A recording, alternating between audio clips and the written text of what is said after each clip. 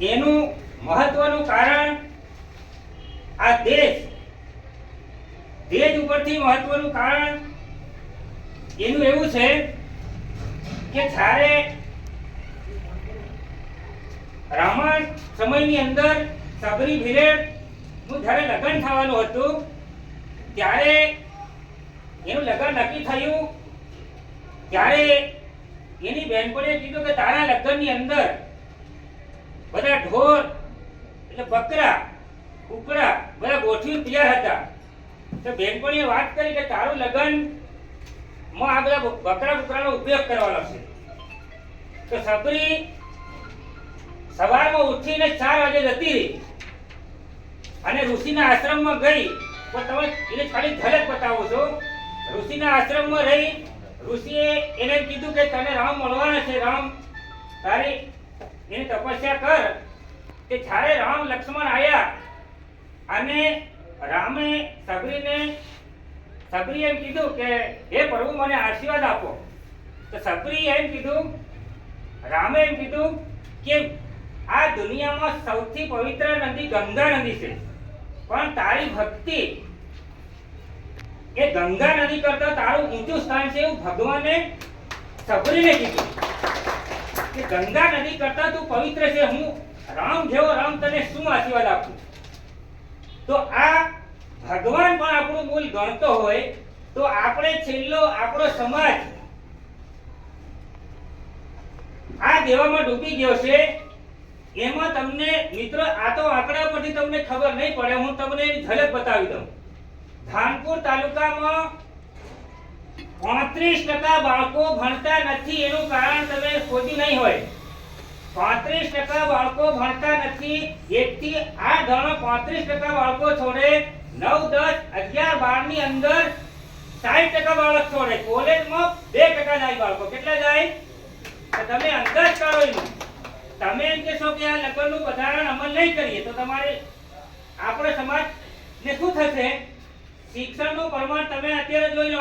અને અત્યારે અમે બધા ગામડામાં ફરીએ આખા જિલ્લાની પરિસ્થિતિ જાણી કે અહીંયા ઊંડાણ છે. તો ઊંડાણમાં 10 વર્ષમાં કેટલા બાળકો નીકળી ગયા અને કેટલા કોલેજમાં જાય તમે રિપોર્ટ કાઢો લો.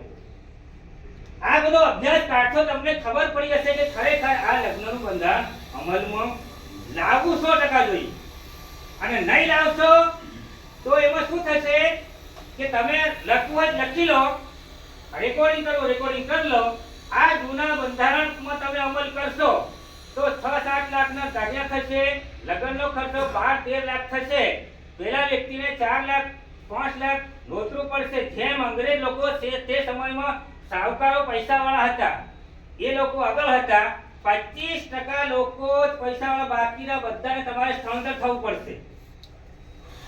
આવો સમય આવનાર સમયમાં આવી રહ્યો છે. અને સૌથી અગત્યનું આમાં કોઈ ધાનપુર તાલુકાના 52 જિલ્લાની અંદર કોઈ પણ અત્યારે છોકરા ઊંચા લેવલમાં ભણતા નથી. ખરેખર બધા સમાજવાળા બહુ પોતપોતાના સમાજમાં શિક્ષણની વાત કરી રહ્યા છે. સરકાર બધા પ્રકારની હોસ્ટેલો, છાત્રાલયો બધું ખોલી દીધું છે. પણ પેલા દેશને કારણે આ 3.5 સૌથી વધારે મહાદુષણ છોકરી ભાગી જઈનું છે. એ ભાગી ગયેલા પૈસા 5 લાખ 6 લાખ એ પૈસાને કારણે એનો સમાજ બહાર સ્થળાંતર છે. અમે આ બધા મારા સજોઈના મિત્ર અહીંયા બધા અમારા કલ્યા પટેલો બેઠેલા જ છે. અમારા ગામમાં 75% લોકો બહાર છે. આ બધા દેવાવાળા ખરા ને એને કાઢી એક જણાને અમે આ હાલમાં સળિયામાંથી 2.5 લાખ રૂપિયા કાઢી લઈને આવેલા. તે વ્યક્તિ કાશિયારામાં કમે છે. એ આખો સમાજ બહાર છે. એટલે મિત્રો સમાજ બચાવવો હોય આના ગામડામાં 75% બહાર લોકો છે. શિક્ષણમાં તમે સ્થાન નહીં મળી શકે એ પાકું તમારે અંદાજ દોરાવી લો.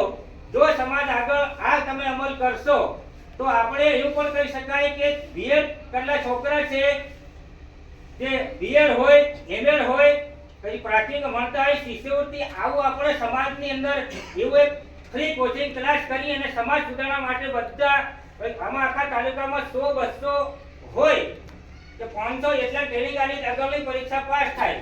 આ સતત 10 વર્ષથી આના ધાનપુર તાલુકાના બીએડ એમએડ વાળા કોઈ પાસ થતા નથી. કારણ કે એનો સમાજ ગાંધીનગર, અમદાવાદમાં એના પોસ્ટ ચાલે 1 લાખ 2 લાખ અહીંયા સમાજના દેવાને કારણે તમારા આપણા 52 ગામોમાં 15 થી 20% પૈસા વાળા છે, બાકીના 80% પૈસા વાળા નથી. અને આ સમાજ જો છેલ્લો સમય છે 3-4 વર્ષની મહેનત છે, છેલ્લો લાસ્ટ સમય છે, આમાં સુધારો નહીં થાય તો શિક્ષણની દ્રષ્ટિએ બધી દ્રષ્ટિએ આપણે પાછળ જવાના છે. તો આપણો સમાજ જવાનો છે અને સમાજની ઓળખ એમાં મટી જવાની છે. તો આપણે દર વખતે મીટિંગો ભરીએ તો એ આપણા માટે સારી બાબત ના કહેવાય. બાકીનો સમાજ જેનીબેન ઠાકોરે આખા ગુજરાતના સમાજના રાતને 3 વાગે મીટિંગ ભરી આ સમાજ માટે. આ પેલા સમાજો એટલા બધા આગળ છે, એ લોકો સતત મીટિંગો ભરે અને આપણા આમાં સહકાર નહીં આપતા. સહકાર આમાં 100% આપવો પડશે. તમારે સમાજ એ શક્તિ અને સમાજ જે નક્કી કરે એમાં કોઈ એક વ્યક્તિ કોઈ છોકરીનો બાપ એમ કે મારા 5 લાખ એમાં સમાજથી મોટો નથી. એ વ્યક્તિ સમાજે તમારે ચોક્કસ આનો કાયદો ઘડવાનો છે અને આ ઘડીંદો છે, હવે અમલ કરવાનો છે. જો તમે અમલ નહીં કરો તો એવા અમલ કરનારના ગામડો 52 માંથી એનાથી ગામો અલગ કાઢો. જેમ બધા સમાજવાળા કરે ને એ અલગ કાઢો. એ તો તમે ગયા વખતે ગયા અમુક કહેશે કે ફલાણા ગામનો 1 લાખ એકવાનો નહીં માનતો 1 લાખ 52 મારા ફળિયા મારું ચાલે, તો કોઈ દિવસ આ સુધારો નહીં થઈ શકે. એટલે એટલા ગામોની આપણે અલગ કાઢવાની કાઢી. તમે અત્યારે મીટિંગ ભરી, બીજી મીટિંગ શનિવારના ઉપર થવાની છે, એક ગુમલી થવાની છે, દુધામલી ખાતે થવાની છે, રાજવામ થવાની છે. આ ચાલુ એમાંથી આ મીટિંગો શા માટે ભરવાની? આ નવું બંધારણ અમલ કરવાનું છે અને આમાંથી ગામો નથી માનતા એ ગામોને થોડા સાઈડ પર કાયદો 100% સમાજ બચાવવાનો છે. સમાજ બિલકુલ ગીર સમાજ બિલકુલ એમાંથી નીચે જતો રહેશે. અત્યારે એટલી બધી આપણી પરિસ્થિતિ ખરાબ છે કે આના ગામડામાં છોકરા ભણવા આવે, શિયાળામાં કંપલ વગર આવે, ખેતર વગર આવે, એને લોટો નથી. આ તમે આ કેટલી ગંભીર પરિસ્થિતિ છે.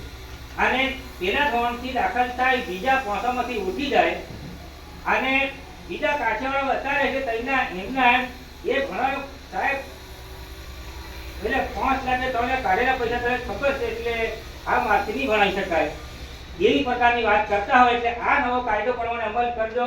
અને ગીર સમાજ કોઈ તમને આ નવો કાયદો અમલ નહીં કરશે તો ડીએસપી સખત એનો નિર્દેશ કરેલો છે કે તમારામાંથી ગીર પર અમે 3 શિક્ષકો છે, મોની સમિતિ નથી. ગીર સમાજ આખું બીજું અલગ છે. કોઈ બી વ્યક્તિ પર કાર્યવાહી કરશે એટલે તમારે પાછળથી આપણો સમાજ વાળો કોઈ વ્યક્તિ ફસાઈ જાય એના માટેની તમને આ જાણકારી આપવામાં આવી છે. નવું અમલ તમારે 100% કરવાનો છે, આપણો સમાજ બચાવવો છે.